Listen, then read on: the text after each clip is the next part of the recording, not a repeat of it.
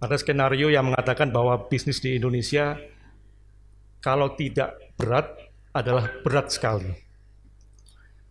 Bapak Ibu sekalian, artinya ini semua menjadi concern kita karena tidak hanya wabah mengenai corona, tapi sekarang juga ada wabah mengenai COVID-19. Untuk mengantisipasi hal tersebut, karena kita tidak menginginkan terjadi, tapi kita harus prepare bahwa kondisi keuangan yang tidak kondusif ini akan menerpa perusahaan kita, akan menerpa keuangan keluarga kita, maka topik ini kita angkat dalam sharing via daring yang kita bagi menjadi dua bahasan. Pada hari ini kita akan membahas mengenai bagaimana sekarang kita sebagai individu, sebagai keluarga mencoba untuk bertahan dari situasi sulit ini secara finansial. Dan Kamis depan kita akan juga membahas mengenai konsekuensi finansial akibat COVID ini bagi perusahaan. Jadi hari ini kita akan diskusi mengenai bagaimana strategi mengelola keuangan individu atau keluarga di masa pandemi COVID-19 ini, dan minggu depan kita akan bicara mengenai dari perspektif perusahaan. Baik Bapak Ibu sekalian, jadi pada hari ini saya sendiri di studio ini ditemani oleh Pak Auditya Brilian dan Mas Ramadona dari tim Apari. Karena narasumber kita tidak ada di Jakarta. Jadi narasumber kita pada kali ini ada di Bandung. Jadi kita pada hari ini akan terhubung melalui Zoom dengan narasumber kita yang akan saya perkenalkan sesaat lagi, yaitu Pak Yahya. Mari kita kenalkan Pak Yahya Sumitro, atau kami biasa memanggil Om Yahya. Sesi kita pada kali ini juga ada, saya kira, ratusan orang lagi di luar sebagai viewers yang non anggota yang juga menyaksikan sesuatu pemaparan yang kita harapkan juga akan membantu kita semua dalam rangka untuk membantu mempersiapkan mengenai pengelolaan keuangan gitu ya. Ya, Pak Yahya, kami akan coba perkenalkan ya narasumber kita ini kepada Bapak Ibu sekalian. Jadi dari CV-nya itu yang kalau supaya afdol ya. Jadi Pak Yahya ini mempunyai sangat banyak gelar, yaitu SE, RPP, A3IK, QIP, CFP, CIIP, Ansif, Senior Associate CIP. Oke, jadi Pak Yahya ini atau Om Yahya ini pernah punya pengalaman bekerja di asuransi Sinarmas, kemudian di asuransi Sumitomo Marine and Pool, dulu sebelum bergabung sebagai MSIG ya. Kemudian juga pernah di Aeon Indonesia. Wah, kita satu alumni Om Yahya, saya juga ex Aeon juga. Dan dari 2006 bergabung dengan Mitra Iswara Rorim Pandey atau MIR, dan sejak 2008 menjadi kepala cabang MIR di Jawa Barat ya, atau berlokasi di Bandung. Om Yahya ini adalah owner dan autor dari www.yahyasumitra.com. Yahyanya pakai J ya, jahjasumitra.com. Merupakan trainer associate world planner dari QWP Academy FPSB Indonesia. Sertifikasinya cukup banyak. Beliau sebagai registered paraplanner, sebagai A3IK ya dari AMAI, kemudian certificate of life insurance dari AMAI, trainer associate world planner dari QWP Academy, certified financial planner APAI, dan juga CIIB ya, Certified Indonesian Insurance and Reinsurance Brokers dari APARI. Jadi Pak Yahya ini atau Om Yahya ini adalah anggota APARI. Kemudian juga pemegang sertifikat Senior Associate CIP dari Ansif. Dan yang terakhir per 4 Maret kemarin sebagai Wakil Manajer Investasi berdasarkan SK Dewan Komisioner OJK. Baik, kami persilakan Om Yahya untuk memulai pemaparannya. Saat ini saya akan share kepada Bapak Ibu semua mengenai strategi mengelola keuangan di masa pandemi COVID-19 ini. Ya, seperti kita ketahui, pada umumnya ketika seorang itu baik dia sebagai pebisnis, karyawan maupun profesional, dia bekerja untuk memperoleh income. Dari income atau pendapatannya, income akan dibelanjakan untuk kebutuhan atau pengeluaran rutin serta memenuhi keinginan-keinginan dari individu tersebut. Yang pertama, biaya rutin itu antara lain biaya pendidikan, biaya untuk beli bahan-bahan makanan yang kita konsumsi untuk keluarga kita, cicilan KPR, dan lain-lain. Contoh yang lain, pengeluaran rutin itu adalah pengeluaran untuk telekomunikasi, uang sekolah anak, uang jajan, biaya transportasi, termasuk BBM-nya, servisnya, tol dan parkir, serta di dalamnya ada juga keinginan-keinginan, contohnya hangout, nonton, ataupun mungkin barang hobi dan yang traveling dan keinginan-keinginan lain. Nah, sebenarnya kita sah-sah saja sih mempunyai keinginan selama income kita itu mencukupi untuk membiayai hal tersebut. Nah, sekarang pada kenyataannya apa sih yang terjadi? Ya, harapan setiap orang adalah ketika dia memperoleh income tersebut dapat memenuhi kebutuhannya maupun keinginannya. Dan setiap orang pasti berharap income-nya itu atau pendapatannya surplus setiap bulannya. Namun pertanyaannya, kenapa income seseorang itu kadang-kadang nggak bisa surplus? Nah, ada beberapa hal yang mungkin jadi catatan. Yang pertama, karena dari individu tersebut mungkin belum bisa membedakan antara kebutuhan dan keinginan. Jadi poin basic ini adalah kita harus bisa membedakan antara kebutuhan dan keinginan. Kebutuhan itu adalah sesuatu yang harus Anda miliki untuk Anda tetap hidup. Contohnya, kita perlu makan, sangat berbeda dengan ketika kebutuhan makan itu berubah menjadi keinginan. Kita ingin makan di satu tempat yang mewah. Kemudian kalau keinginan, secara definisinya itu adalah sesuatu yang ingin kita miliki, namun kita tidak membutuhkannya untuk hidup. Jadi kalau kita tidak memenuhinya pun, keinginan tersebut kita tetap hidup. Nah, yang kedua, kenapa sih setiap orang tuh sebenarnya pengen surplus? Tapi kenyataannya bagaimana sih di dalam kenyataannya? Berdasarkan survei, 28% orang Indonesia mempunyai pengeluaran yang lebih besar daripada pendapatan bulanannya. Jadi kalau ada 100 orang, kira-kira sekitar 30 orang itu setiap bulannya minus, karena pengeluaran mereka lebih besar daripada income yang diperoleh. Hal ini dikatakan satu sumber dari buku Kece Tanpa Kere, Kadence International, Getting Closer to Indonesian Consumer. Ini survei tahun 2013. Bahkan di dalam survei tersebut disebutkan rata-rata orang Indonesia defisit 35% dari pendapatannya.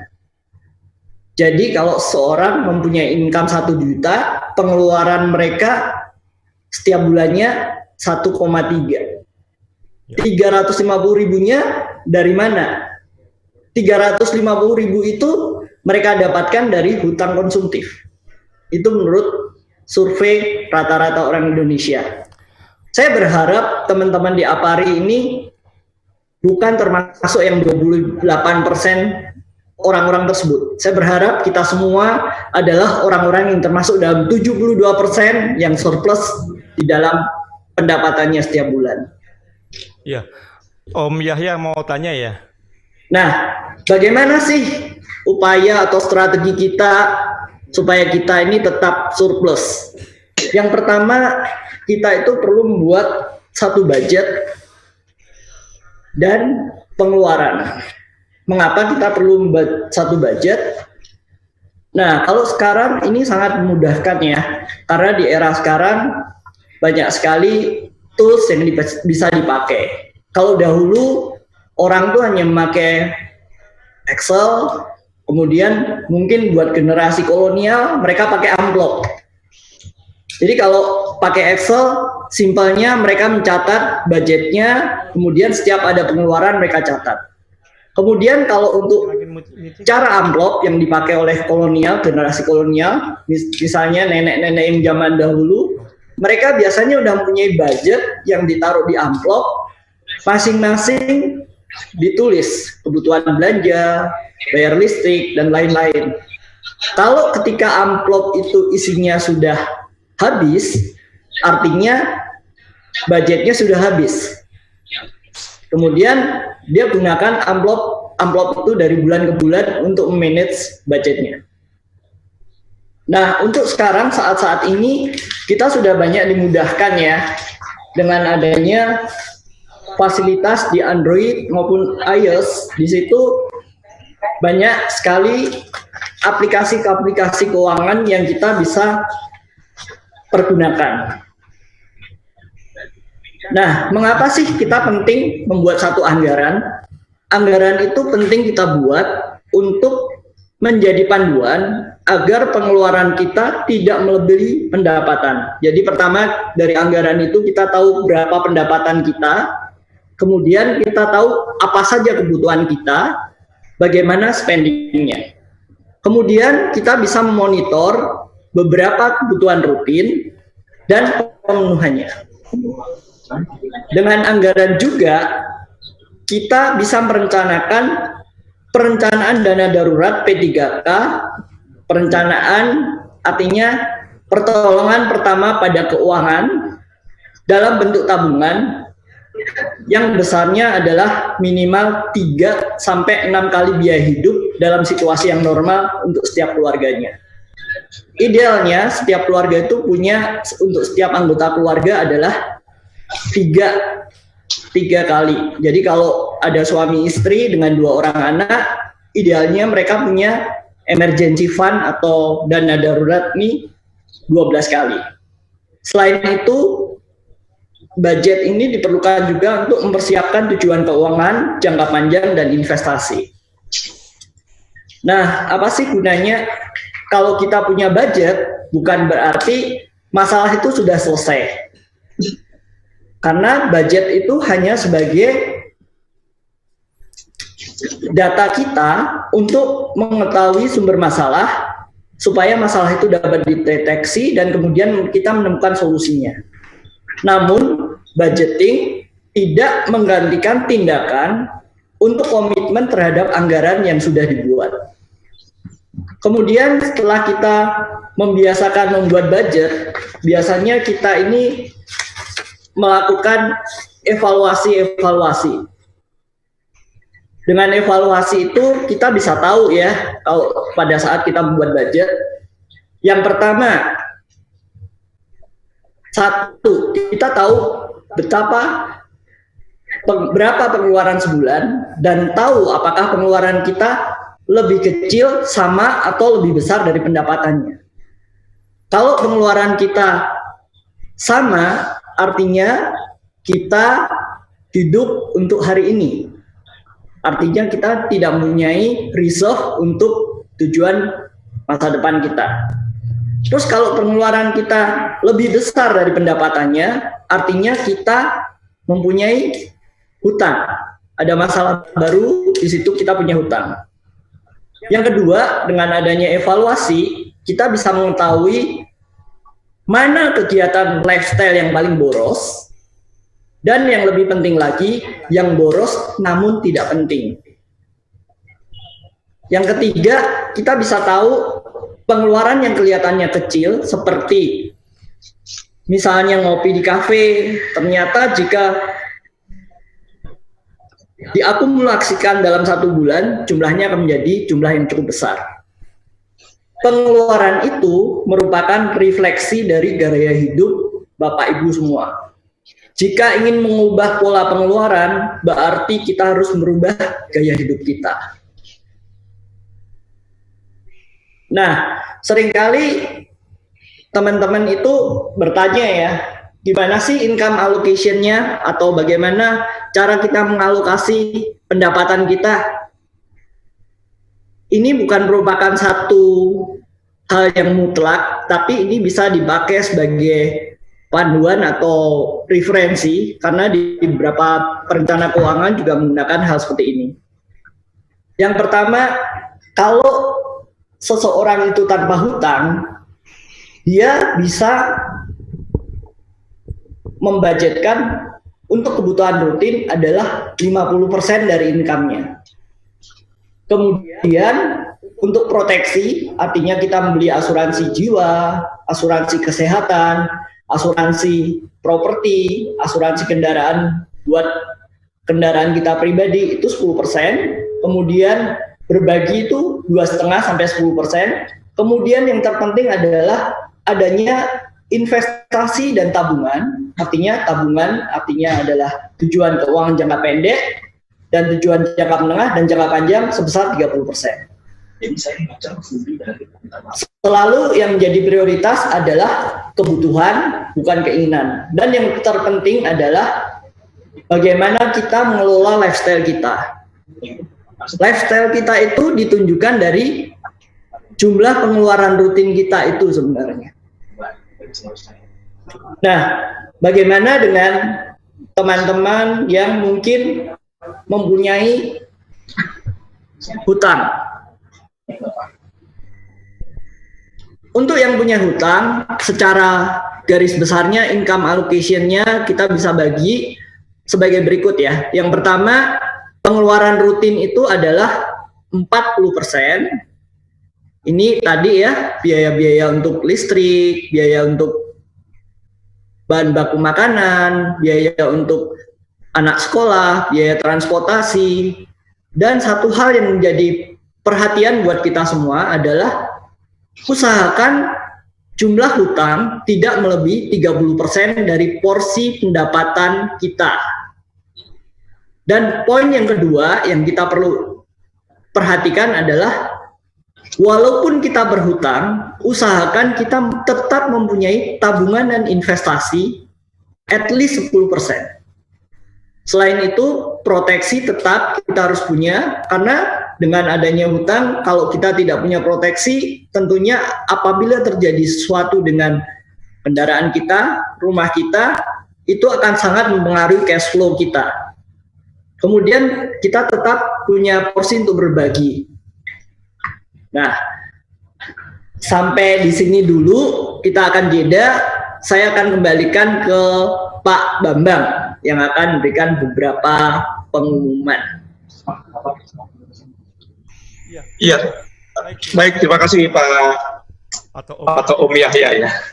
Jadi tadi yang disampaikan baru awal ya, kita masih belum masuk ke bagaimana nanti kita harus bersikap atau menanggapi situasi pandemi ya. Om Yahya, saya mau tanya beberapa hal ya. Jadi tadi ada slide yang sangat menarik bahwa 28% orang Indonesia itu punya pengeluaran lebih besar dari pendapatannya. Atau juga rata-rata orang Indonesia itu defisit 35% ya. Apa ya Pak? Atau Om ini bedanya antara pengeluaran lebih besar dari pendapatan atau dibandingkan dengan defisit, itu maksudnya apa?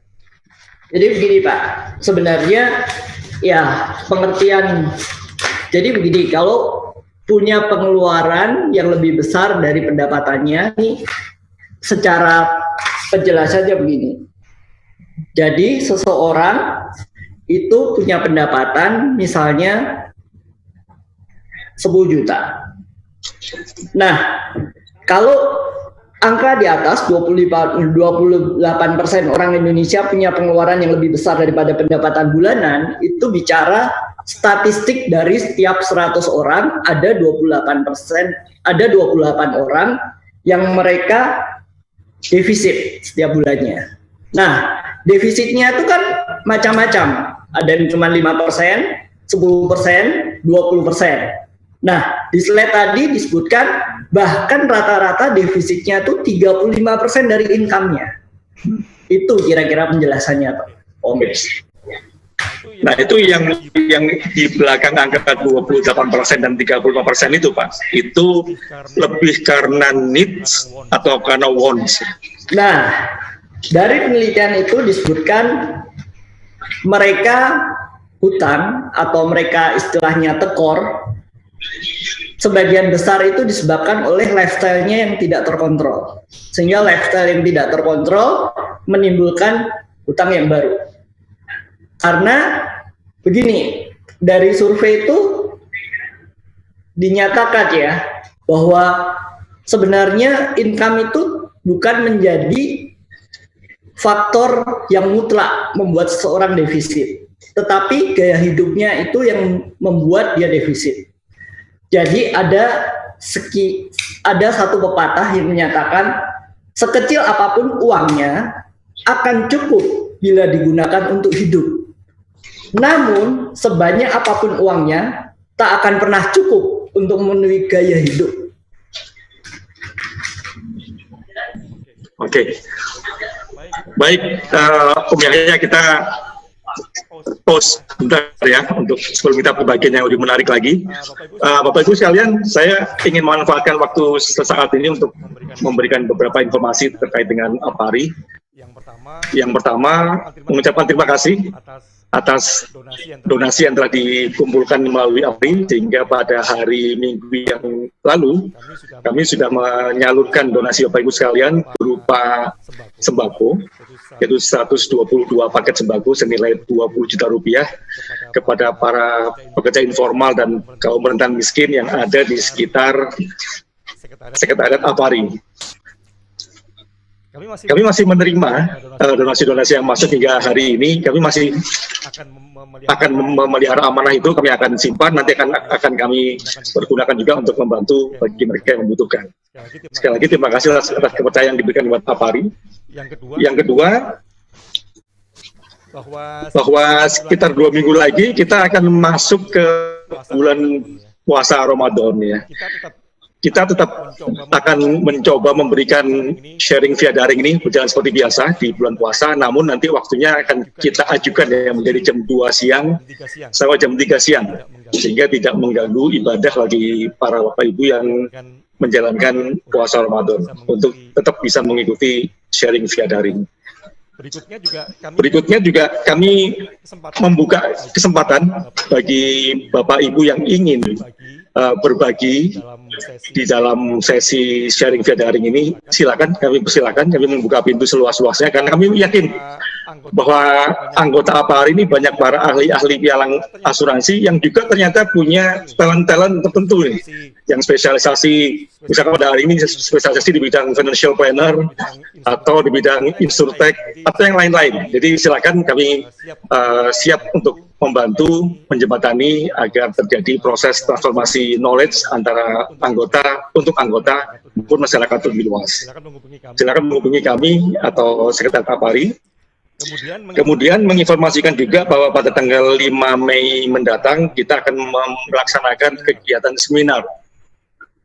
Tentunya melalui daring ya, melalui online dengan topik sekitar asuransi kesehatan. Jadi seminar ini tentunya mempunyai durasi yang lebih lama, sekitar 3 jam, dan juga akan diakui dengan sertifikat yang akan berlaku sebagai sertifikasi kompetensi untuk level 5. Jadi silakan bagi Bapak Ibu yang membutuhkan ilmunya, wawasannya maupun untuk sertifikat kompetensinya, silakan untuk mengikuti kegiatan seminar kita di tanggal 5 Mei mendatang. Baik, saya kira itu beberapa informasi yang kami sampaikan kepada Saudari Lela di Sekretariat APARI. Silakan untuk membuka Q&A di WA Group ya. Jadi Bapak Ibu silakan kalau ada yang mulai bertanya, silakan diketik di WA Group, tapi nanti kami akan baru bacakan di akhir acara di sesi Q&A. Saya kira demikian, kembali ke Om Yahya untuk melanjutkan ke bagian yang lebih menarik lagi. Silakan. Terima kasih Pak Bambang.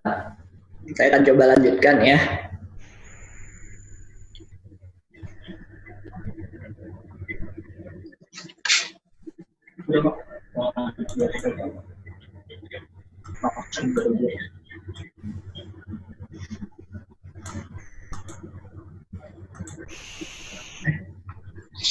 Ya, seperti kita ketahui saat ini kita mengalami pandemi COVID-19. Nah, yang kita perlu sadarin bersama-sama adalah kita tidak pernah tahu apakah pandemi ini akan berlalu dengan cepat atau masih panjang. Karena di berbagai sumber menyatakan, ada yang bilang bahwa pandemi ini akan selesai di bulan Juni, tapi ketika baca lagi ada yang Juli. Artinya masih banyak ketidakpastian di masa pandemi ini. Nah, apa yang perlu kita persiapkan di masa-masa seperti ini, terutama menyangkut keuangan keluarga kita? Yang pertama kita mesti melihat ya, buat Bapak Ibu semua. Yang pertama kita sudah melihat adanya berbagai dampak yang terjadi yang kita bisa amati. Yang pertama adalah panic buying. Di awal-awal kita dinyatakan kita ada COVID-19, banyak orang itu panic buying. Sehingga di sini pengeluaran tak terduga bertambah karena beberapa harga melonjak, seperti harga masker, vitamin, sanitizer, bahkan barang-barang tertentu yang biasanya harganya normal pun bisa ikut-ikutan naik dan langka. Kemudian akibat panik buying tersebut, tabungan atau dana darurat itu menjadi berkurang karena pengeluaran tak terduga, sehingga dipergunakan untuk membeli barang-barang pada saat panik buying. Dan yang lebih update lagi, saat ini kita sudah menerima informasi bahwa 28 juta orang telah di-PHK dan dirumahkan. Hari ini kita bisa lihat dari sumber Kementerian Tenaga Kerja yang tertulis di Investor Daily pada tanggal 14 April 2020. Artinya, masa ini adalah masa yang tidak mudah. Jadi, kita berharap industri kita tidak mengalami dampak yang serius, tapi kita harus berjaga-jaga. Apabila terjadi sesuatu yang tidak kita inginkan, kita siap. Nah, apa sih yang perlu kita persiapkan? Yang pertama, kita mesti mempersiapkan dana darurat atau emergency fund. Idealnya apabila satu keluarga punya 2 anak, kita butuh 12 kali pengeluaran bulanan yang tadi, pengeluaran rutin plus cicilan kita. Namun apabila kita belum bisa memenuhinya, paling tidak kita kejar ke angka 6 kali cost of living. Artinya kalau terjadi sesuatu, paling tidak 6 bulan ke depan kita masih bisa bertahan. Kemudian kita juga perlu persiapan mental yang kuat, karena saat kita mental kuat, memiliki mental yang kuat, imun kita juga kuat, kemudian pengambilan keputusan-keputusan kita juga akan tepat. Jadi kalau pada saat yang seperti ini, kita butuh sekali hal-hal seperti itu. Kemudian kita juga perlu positive thinking, karena sebenarnya dalam masa-masa seperti ini, walaupun ada masalah, ada juga kesempatan. Contohnya, kita bisa memperoleh pendapatan tambahan dari kita menjual masker kain, mungkin kita menjadi dropshipper untuk barang-barang seperti hand sanitizer, dan lain-lainnya. Hal itu bisa menambah nafas untuk cash kita atau uang kas kita. Nah, bagaimana dengan cash flow kita? Apa yang harus kita lakukan dengan cash flow kita? Yang pertama, kita harus menghemat atau menunda pengeluaran yang kurang penting. Jadi karena work from home, work from home, kita sering lihat-lihat e-commerce, singkirkan dulu lah keinginan-keinginan untuk beli gadget, barang konsumtif, ataupun barang konsumtif lain di online shop. Kemudian hal yang bisa kita siasati saat kita work from home, adanya biaya transport yang berkurang karena kita tidak perlu ke kantor. Dan biaya makan siang. Biaya-biaya tersebut bisa dialihkan sebagai dana cadangan untuk menambah cash kita. Intinya kalau dalam masa seperti ini, cash kita ini harus panjang. Karena kita nggak pernah tahu kapan berakhirnya. Kemudian kalau nanti misalnya perusahaan kita masih memberikan THR itu karena saat ini tidak mudik, mungkin bisa dimanfaatkan juga untuk menambah dana darurat kita. Yang kedua, priority spending kita, pembelanjaan kita, paling tidak kita harus mengutamakan sembako dan biaya rutin. Namun yang perlu kita perhatikan adalah kita membeli secukupnya dan bila perlu mencari barang substitusi yang lebih murah. Contohnya, kita harus hemat. Kalau biasanya kita kebutuhan protein, kita sering makan daging dalam 1 minggu 5 kali, mungkin kita bisa substitusikan menjadi 4 kali, seharinya kita ganti dengan telur, tempe, dan tahu. Atau contoh yang lain, ketika bapak ibu biasanya membeli sabun untuk mencuci baju merek tertentu, kita bisa downgrade dengan merek yang lebih murah, namun secara fungsi dia sama. Selanjutnya yang kita mesti prioritaskan adalah bayar listrik, karena kita kalau nggak bayar listrik di rumah kita padam. Bayar air, uang sekolah anak, dan hal yang terpenting kalau memang cash flow-nya masih bisa, asuransi jangan sampai lep. Karena asuransi kalau lep bahaya, kita nggak punya proteksi. Kalau misalnya di masa COVID ini terjadi misalnya kejadian kebakaran ataupun banjir misalnya, apabila kita tidak punya asuransi, tentunya itu akan memperparah kondisi cash flow kita. Kemudian yang kita mesti harus bayar adalah cicilan seperti cicilan KPR dan lain-lain. Nah, bagaimana sih dengan beberapa teman yang mungkin saat ini punya hutang, baik hutang konsumtif maupun hutang produktif?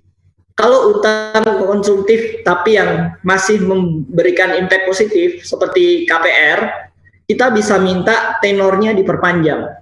Dengan memperpanjang tenor, misalnya kita KPR sepanjang 5 tahun, kita perpanjang nego dengan bank, kita perpanjang menjadi 10 tahun, diharapkan cicilan menjadi kecil, cash flow kita menjadi lebih ringan. Kemudian kita juga bisa minta penurunan suku bunga. Poin yang paling penting ketiga adalah hindari menambah hutang konsumtif atau kredit card, pinjaman online, dan jika memungkinkan kita punya cash flow tersebut, kita sebaiknya lunasin kalau memang punya kekuatan untuk melunasi kredit card.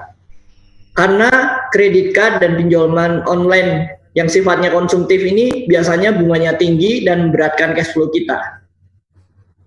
Hal yang selanjutnya adalah meminta penundaan, baik pembayaran bunga maupun pembayaran cicilan. Walaupun ini hal yang sulit karena berdasarkan pengumuman yang kemarin itu hanya berlaku untuk UMKM. Jadi ini adalah kesempatan yang mungkin paling susah. Tapi di poin pertama dan kedua itu masih mungkin. Nah, apa yang terjadi kalau di masa-masa sekarang ini kita sudah mempunyai problem di dalam cash flow atau uang kas atau keuangan atau alur kasnya kita ini udah minus. Yang pertama adalah kita lihat, kita cek apakah kita punya aset liquid yang dimiliki. Kalau kita miliki misalnya ada perhiasan, kita bisa gadekan dulu atau kita jual untuk menambah kas kita. Kemudian kita cek lagi lemari kita buka, apakah ada koleksi, jam, sepatu, gadget, kamera, atau mungkin motor dan barang-barang hobi yang lainnya yang mungkin bisa dijual untuk menambah cash kita. Apabila kita masih memiliki investasi dan kita memang benar-benar kesulitan cash flow, investasi kita misalnya kita punya reksadana itu harus dilepas. Kemudian yang terakhir adalah cari opportunity lainnya. Ya tadi ya, seperti kita menjadi dropshipper atau kita menjadi merintis karir yang baru di luar karir yang ada. Misalnya Anda bisa belajar jadi YouTuber, walaupun itu butuh proses waktu yang lama. Tapi yang singkat adalah Anda bisa menjadi dropshipper, baik masker, alat-alat kesehatan, atau kalau Anda memang jago masak, mungkin juga Anda bisa jual makanan untuk orang-orang yang saat ini butuh makanan. Ya, pemaparan saya cukup sampai di sini, teman-teman. Mungkin kalau ada pertanyaan, ya saya berharap saya bisa menjawab pertanyaan teman-teman semua. Baik Om Yahya, jadi terima kasih atas pemaparannya. Saya kira apa yang disampaikan memberi manfaat, tapi lebih dari itu memang meng-create banyak pertanyaan ya rupanya. Ya, jadi ada sesi Q&A yang akan coba saya bacakan di sini. Saya akan memulainya dengan mengambil pertanyaan yang juga disampaikan oleh sesama financial planner ini. Dari Pak Freddy Bilor ya. Pak Freddy. Ya, jadi sama-sama lah ya. Bagi financial planner. Oke, jadi Pak Freddy menanyakan tadi bahwa kita kan tadi perlu memiliki mental yang kuat ya. Nah, sekarang ada dua pertanyaan. Bagaimana langkah awal membangun emergency fund? Oke. Yang kedua, mana lebih dulu nih? Emergency fund atau bayar utang kalau kita punya utang? Oke. Itu dulu mungkin Om, silakan. Oke, langkah membangun financial emergency fund.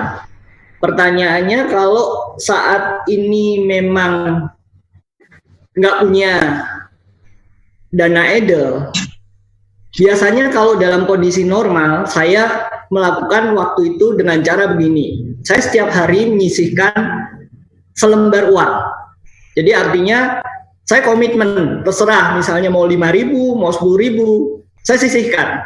Itu saya sisihkan sampai jumlah tertentu akhirnya menjadi dana darurat. Tapi kalau dalam kondisi sekarang, misalnya nggak punya dana darurat atau nggak punya idle money sama sekali, ya mau nggak mau Lego aset yang memang nggak terlalu kita pakai, atau kita punya aset yang double-double. Contohnya punya koleksi sepatu yang double, punya jam yang double, ya kita Lego dulu untuk membangun dana darurat kita. Kemudian pertanyaan yang kedua, apabila kita punya hutang dan dana belum punya emergency fund. Jadi mana yang lebih dulu? Ya, saya akan lihat kasusnya dulu, hutangnya hutang apa. Karena akan berbeda strateginya. Contoh, seandainya punya hutang kartu kredit dan hutang KPR. Ini satu orang punya dua hutang, KPR dan kartu kredit. Kalau saya, strateginya, saya akan meminta tenor KPR diperpanjang dan top up sedikit. Sehingga saya nggak terbebani oleh hutang kartu kreditnya. Nah, terus kalau ditanya apakah dana darurat atau hutang dulu, ya lihat-lihat sekarang. Kalau kita bisa memindahkan hutang tersebut dan cash flow kita masih memenuhi, ya hutang dulu. Tapi kalau memang tidak bisa, ya saya berpikir kalau memang kita nggak punya sesuatu, ya kita paling tidak hutang dulu. Karena dana darurat, hutang sifatnya udah urgent, udah ditagih, udah kalau nggak nanti macet. Jadi kita harus bayar hutang dulu. Nah, nantinya dengan adanya THR, kalau mungkin adanya income-income lain itulah yang digunakan untuk mengisi dana darurat. Itu pandangan saya. Baik, jadi pilihannya adalah mendahulukan untuk membayar hutang, menyelesaikan hutang, kemudian kita membangun emergency fund ya Pak Freddy, itu jawabannya. Nah, yang kedua, pertanyaan dari Bu Yani Sabirin Dana yang dibutuhkan untuk menyediakan ke depan tadi disebutkan adalah minimal 6 kali cost of living ya. Tapi bagaimana Om kalau memang kita nggak ada ya, maksudnya fund sebesar itu karena untuk hari-hari sudah pas-pasan lah gitu. Jadi bagaimana menjalankan teori tersebut? Ya. Oke, kalau kondisinya seperti itu, mau nggak mau, suka nggak suka, gaya hidup kita mesti diturunkan. Ya, kita coba lihat lagi dari pengeluaran kita mana yang pengeluarannya besar, terutama yang pengeluarannya mungkin frekuensinya tidak sering tapi besar. Jadi contohnya biasanya makan keluar nih, kalau kondisi normal ya, makan keluar itu bisa 4 kali, kita kurangin jadi 2 kali, sehingga dengan adanya penghematan tersebut kita bisa menyisihkan untuk dana darurat. Kemudian kalau hal lain ya mungkin tetap akhirnya jual barang yang liquid untuk menyediakan dana darurat tersebut, atau barang-barang yang mungkin kita sudah tidak pakai untuk mengisi dana darurat tersebut. Itu sih dari saya. Baik. Kita sekarang ke pertanyaan berikutnya dari Bu Retno Kurniasi. Hutang tidak lebih dari 30% pendapatan. Tapi jika rutin, bukan karena gaya hidup, tapi kebutuhan yang tidak bisa dihindari cukup besar. Sementara pendapatan tidak tetap. Itu bagaimana Om? Pendapatan tidak tetap ya kasusnya ya. Ya. Jadi gini, kalau pendapatannya tidak tetap, memang biasanya kalau pendapatan tidak tetap kita mesti melihat dari sisi tahun lalu. Misalnya kita lihat pendapatan tahun lalu tuh dalam setahun berapa, rata-rata setiap bulannya berapa. Jadi kita tahu dulu sebenarnya average pendapatan kita berapa. Dari situ kita mau nggak mau sesuaikan dengan average pendapatan kita untuk menyesuaikan pengeluaran kita menjadi sesuai dengan pendapatan yang kita terima. Karena kalau pendapatannya nggak disesuaikan dengan pengeluaran, nggak disesuaikan dengan income yang kita terima, pasti akan terjadi utang terus gitu. Nah, itu salah satu cara gitu. Nah, memang kita harus membatasin hutang tuh.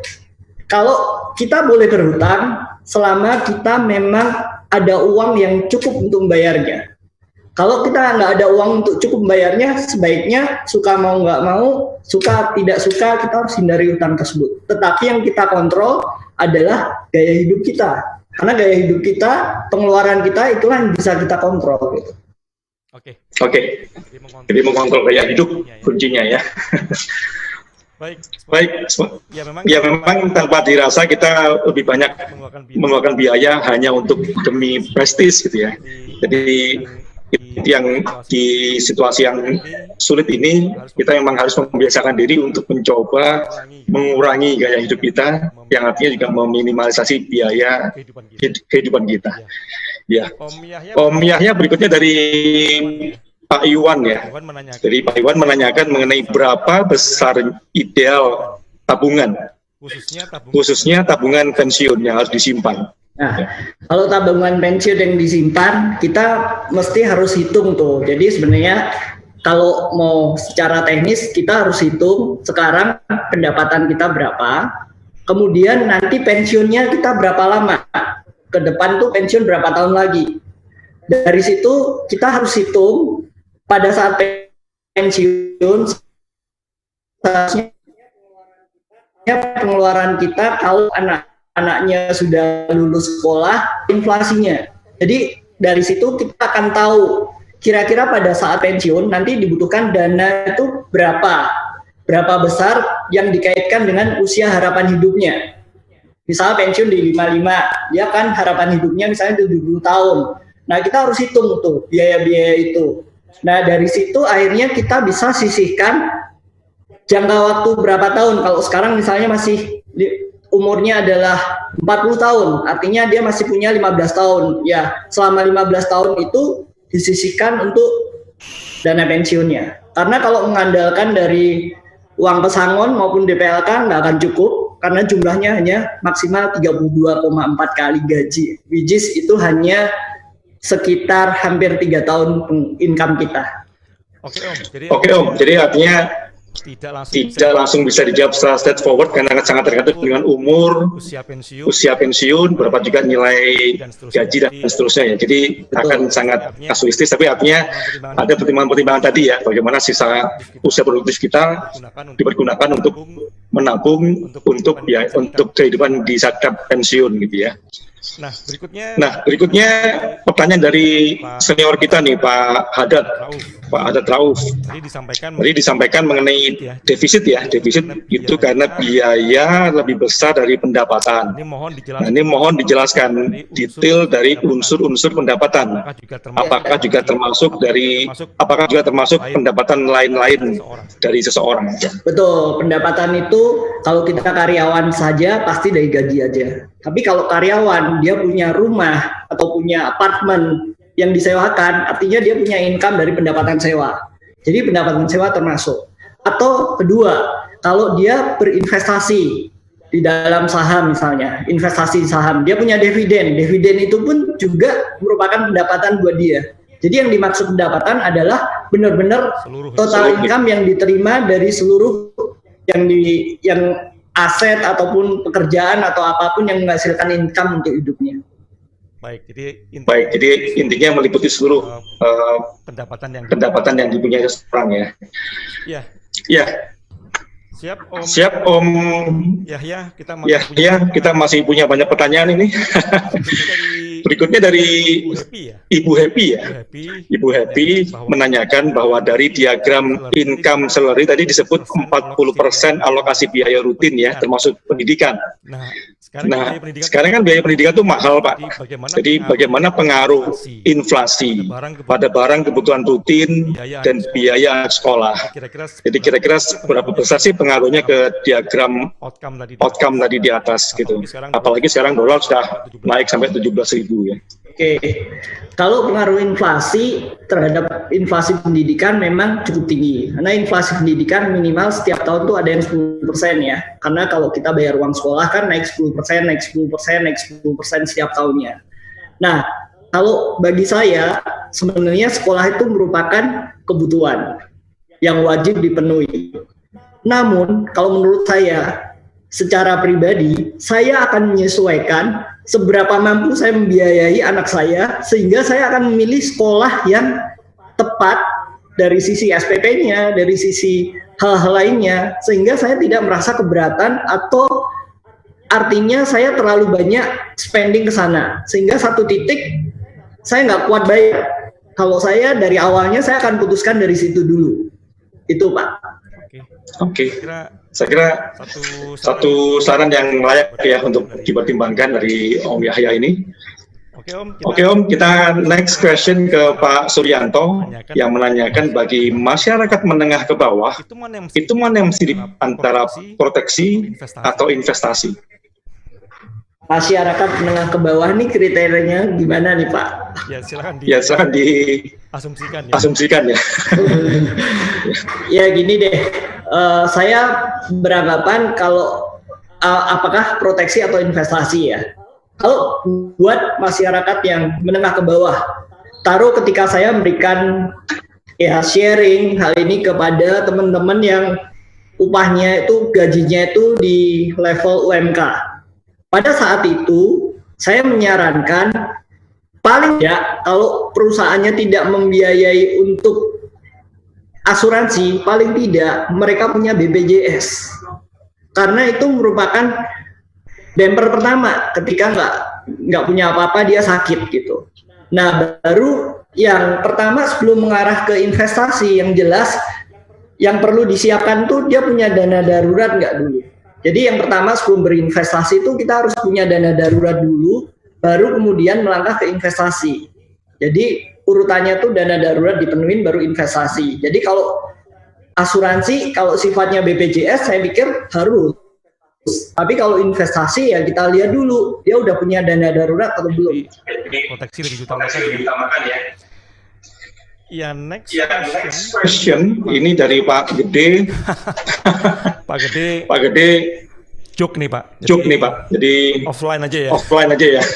Kemudian tapi Pak, kita juga ada pertanyaan serius juga yang menanyakan bahwa apakah wabah pandemi COVID ini dapat dikatakan sebagai force major. Nah ini menarik. Ya. Karena sudah ada statement dari Presiden yang mengatakan ini adalah bencana non alam, yang artinya sudah masuk dalam ranah force major.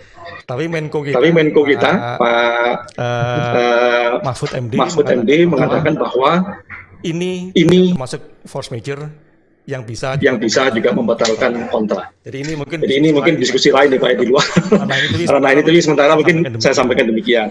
Oke.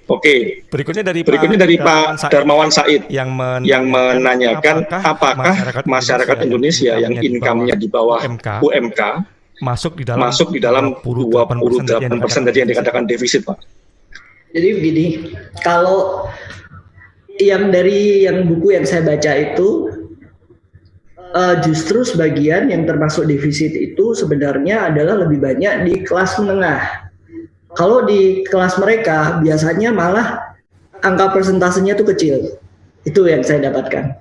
Karena mereka juga mungkin kekurangan, nggak cukup, tapi mereka juga bisa mengendalikan diri. Karena kalau mereka terlalu boros, mereka akan lebih susah. Tapi buat yang kelas menengah itu kecenderungannya akan lebih tinggi karena merasa punya income sehingga gaya hidupnya tuh lebih nggak terkontrol.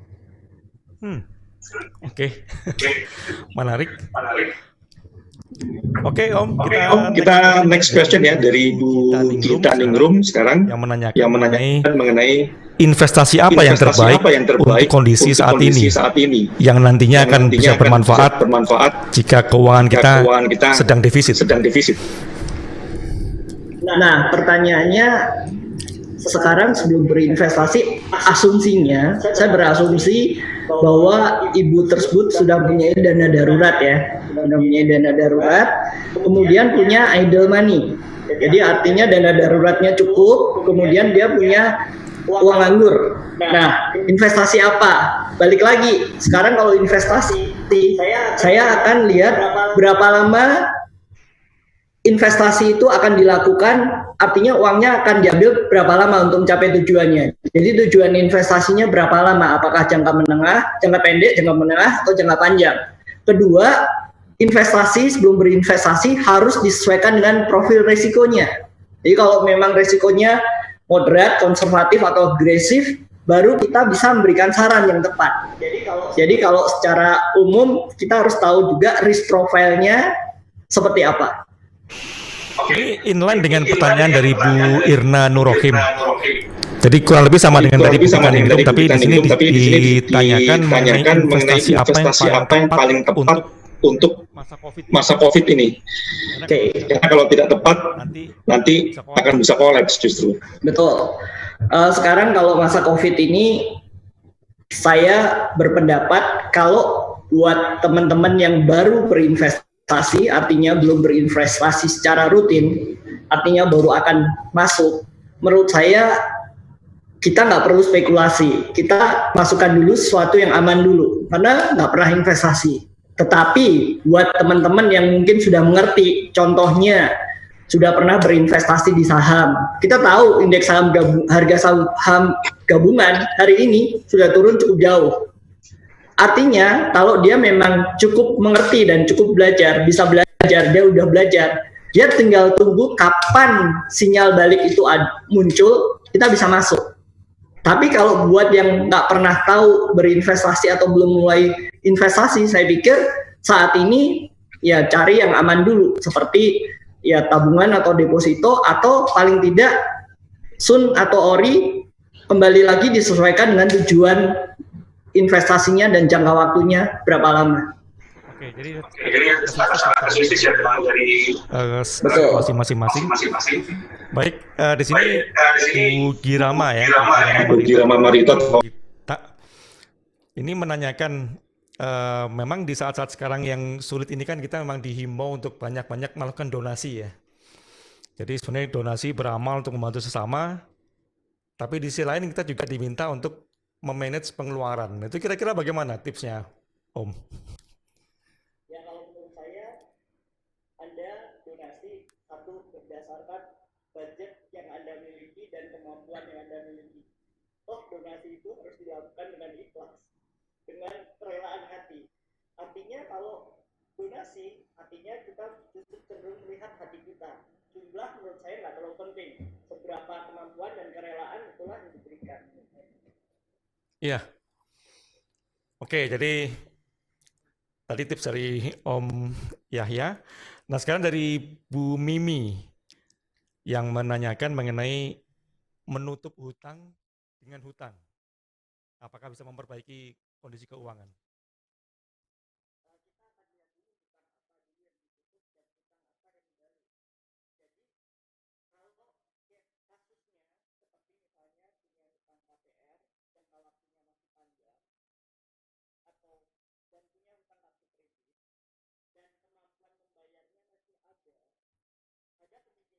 Bisa switch top up bukan KPR-nya, kartu kreditnya dimasukkan, sehingga beban cicilan atau bunga akan berkurang. Memang cicilan bertambah, tapi beban bunga berkurang. Tapi dalam beberapa kasus kita nggak bisa tutup hutang dengan hutang, kecuali begini, memindahkan hutang kita yang misalnya kita punya KPR di bank tertentu bunganya tinggi, kita cari bank yang lain yang promo bunganya atau bunganya lebih rendah, kita switch. Tapi itu pun kita mesti hitung, ada biaya notaris, biaya roya, dan biaya pelunasan lebih awal, dan cari bank yang mau take over. Tapi itu semuanya harus dihitung apakah penghematan itu sebanding dengan bunga atau biaya-biaya yang dikeluarkan. Oke, ini juga inline dengan pertanyaan berikutnya dari Pak Wasan ya. Jadi kalau memang terpaksa berhutang, itu sebaiknya pilih hutang yang jangka pendek atau jangka panjang. Kalau terpaksa berhutang, pilih jangka pendek atau jangka panjang, kembali lagi tergantung kemampuan finansialnya. Terus kemudian tergantung umur juga. Jadi kita lihat, kalau umurnya sudah mendekati masa pensiun, saya pikir suka nggak suka kita harus ketika sebelum pensiun hutangnya harus lunas. Karena kalau ketika kita pensiun kita nggak punya income, kita punya hutang, itu problem juga. Jadi kita akan lihat disesuaikan dengan umur, sudah mendekati pensiun atau enggak. Tapi kalau seorang yang masih milenial, dia belum punya rumah dan penghasilannya saat ini mungkin sedang gitu ya, saya berharap di awal-awal dia ambil KPR jangkanya panjang dulu supaya cicilannya kecil, cicilannya ringan. Nanti seiring bertambahnya pendapatannya dia bisa melakukan pelunasan lebih awal, jadi cash flow-nya lebih termanage. Om Yahya kan tadi disampaikan bahwa dalam situasi seperti ini, situasi yang sulit ini, yang penting kita bisa memegang cash gitu ya. Nah, di saat sekarang ini kan memang lagi sulit juga ya. Karena orang sekarang menghindari risiko untuk tidak meminjam, dan juga ada permintaan dari debitur untuk restrukturisasi ya. Memperpanjang tenor dan seterusnya.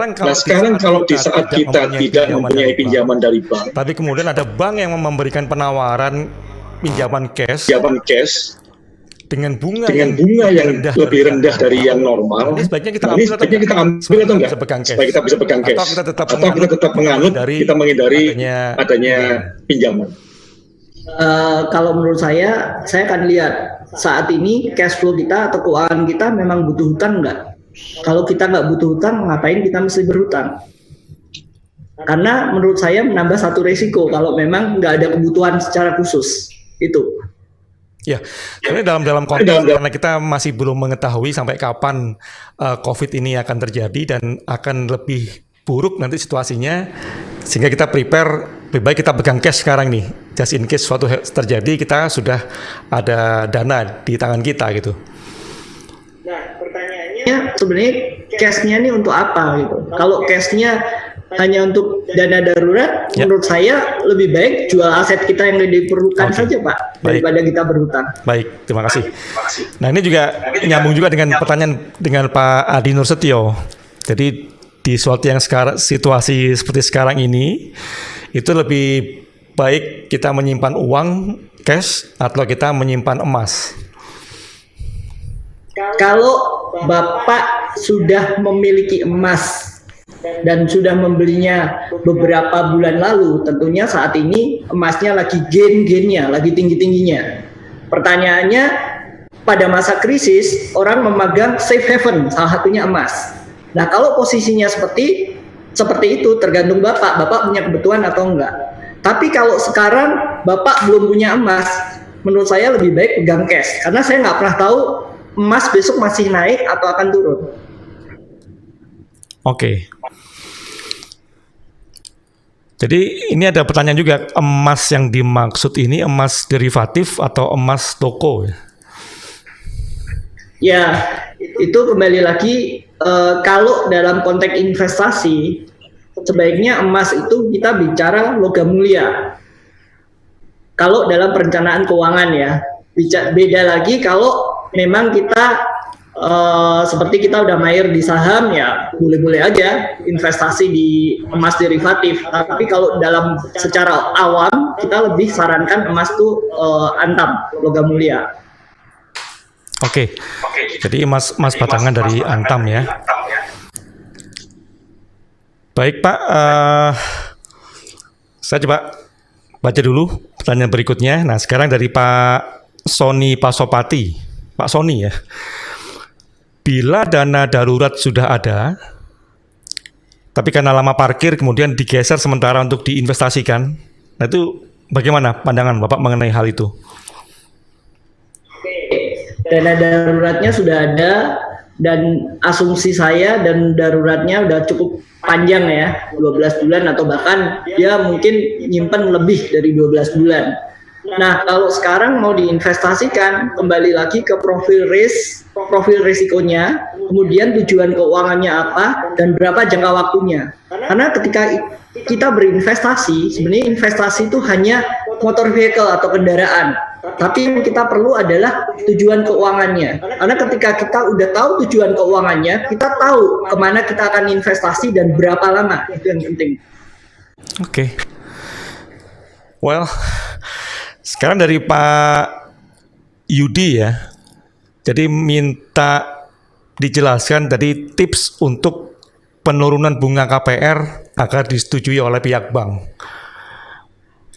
Ya, saya pernah melakukannya. Kebetulan saya punya pinjaman KPR. Ya, saya coba, saya kontak, kemudian saya minta. Karena record saya bagus, udah lama, saya akhirnya minta. Walaupun nggak gampang-gampang amat, tapi akhirnya dia menyetujui. Walaupun penurunannya nggak sedrastis dengan kalau dibandingkan dengan pada saat bank lain melakukan promo. Tapi itu biasanya bisa dilakukan. Tapi kembali lagi ke kebijakan banknya masing-masing ya Pak, karena waktu itu saya bisa melakukan itu. Oke. Baik, luar biasa banyak sekali pertanyaan-pertanyaan yang tadi saya kira sudah semuanya dijawab ya oleh Om Yahya. Saya coba periksa dulu Pak ya, karena ada beberapa grup WA yang cantumkan pertanyaan untuk Om Yahya. Di sini saya kira sudah. Di grup yang satu lagi, ya masih pada typing sih. Kayaknya masih akan menyusul ada pertanyaan. Oke, Om, tadi diberikan informasi mengenai bahwa tergantung dari risk profile masing-masing ya kalau pada saat mau investasi. Nah itu apa sih gambaran risk profile yang dikatakan moderate, agresif dan seterusnya? Jadi kalau seseorang yang sifatnya konservatif itu begini, kira-kira apabila berinvestasi hari ini misalnya dia menginvestasikan uangnya 50 juta, tapi apabila dalam satu hari atau berapa saat uangnya tiba-tiba turun menjadi 40 juta atau 45 juta, dia udah nggak bisa tidur, dia udah cemas, dia udah kepikiran, artinya dia konservatif. Tapi kalau seorang yang dia dalam kondisi seperti itu dia masih tenang, ketika investasinya turun 5% atau 2,5% dia masih tenang, mungkin dia bisa dikategorikan moderat. Tapi kalau agresif, cuek aja. Toh dia tahu persis bahwa investasi dilakukan untuk tujuan jangka panjang. Karena semua investasi pada dasarnya nggak ada yang instan. Biasanya kalau investasi itu instan, kebanyakan investasi bodong. Apalagi yang returnnya jelas tidak masuk akal. Kalau investasi-investasi yang legal, yang diatur oleh OJK, biasanya kita harus tahu ketika sebelum kita berinvestasi, kita harus tahu risk dan profit. Jangan profitnya dulu, tapi risknya dulu. Risknya kita bisa tahan nggak? Kemudian investasi itu nggak ada yang cepat, artinya instan, pasti butuh waktu. Jadi disesuaikan di situ. Oke. Baik, kita menuju ke oke. Masih berdatangan nih pertanyaannya Om. Oke, jadi kita saya sampaikan pertanyaan dari Bu Sekar ya. Bu Sekar yang menanyakan, meminta pandangan risk profile investasi emas dibanding yang lainnya saat ini. Jadi apakah memang investasi emas itu tidak bisa dikategorikan aman untuk investasi jangka pendek? Emas untuk jangka pendek saya katakan tidak, Pak. Karena kalau kita melihat charts daripada emas, kita lihat ada di beberapa jangka waktu tertentu, berapa tahun itu harga emas tuh cuma sideways, nggak bergerak. Baru di tahun-tahun tertentu emas itu melonjak tinggi. Jadi untuk investasi emas itu saya kategorikan kalau menurut pandangan saya untuk jangka panjang. Oke. Baik, Bapak Ibu, kita menuju ke dua pertanyaan terakhir ya, supaya Pak Om Yahyanya bisa selesai dengan sesi ini. Jadi yang dua pertanyaan tersebut adalah dari Pak Jeffrey Stanley yang menanyakan, mulai dari mana sebaiknya untuk mengelola perencanaan keuangan di masa saat ini? Current financial statement atau risk profile? Ya, kalau menurut saya sekarang current financial dulu. Kondisi keuangan saya seperti apa? Jadi kalau perlu saya melakukan check up dulu. Kondisi saya secara keuangan sehat atau secara keuangan agak sakit atau kondisinya sakit. Dari situ baru ditentukan apakah saya layak berinvestasi atau tunda dulu untuk memperbaiki kesehatan finansial saya. Jadi begitu. Oke. Jadi current financial statement lebih utama. Well, sekarang kita ke pertanyaan terakhir dari Bu Angelina Sinatra.